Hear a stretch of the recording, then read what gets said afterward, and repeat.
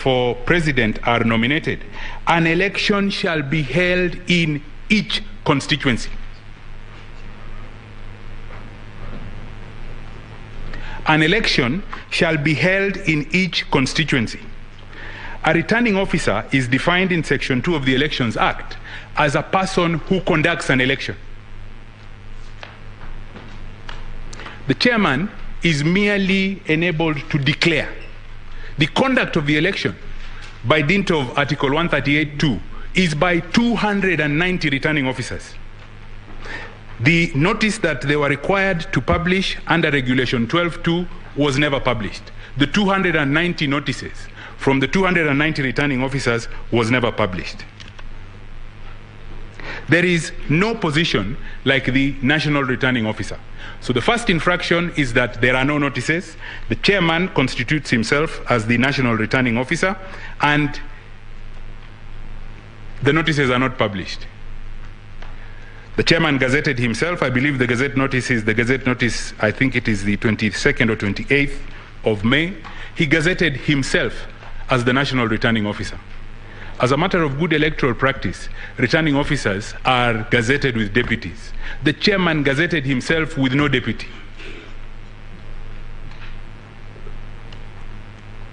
It was his election to run as he saw fit. There is the issue of the deployment or the unilateral transfer of returning officers. My learned colleagues who appear for the commissioners have dealt with that extensively in their affidavits, and I'm sure they will submit on it when they have their time on their feet. Again, the deployment of commissioners at Bomas was not accidental, it was deliberate, it is documented, and the details are spelled out, the duties are spelled out in detail. Again, the postponement of the elections is another issue. And I wish to pose this question at this juncture.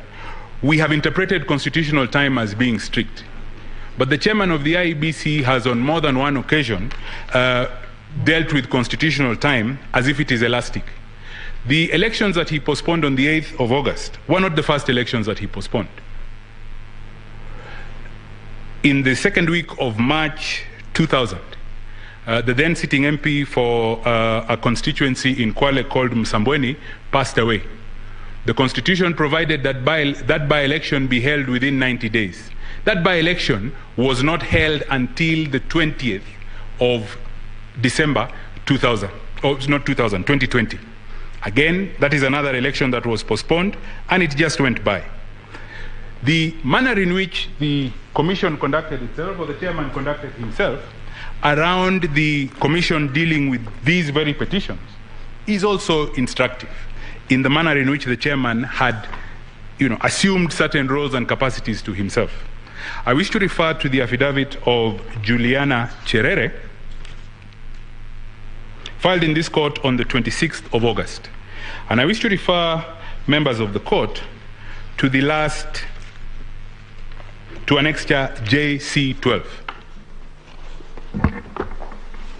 That annexure is correspondence, it is internal memos within the commission.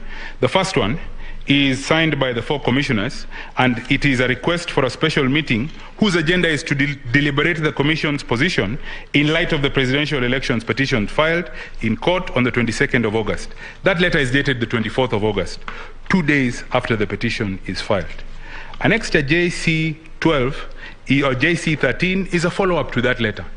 There is no response, or there is no response by the chairman to the initial memo, and there is a follow-up now asking for a meeting on Friday the 26th at 9 a.m. at the commission's offices to discuss that purpose.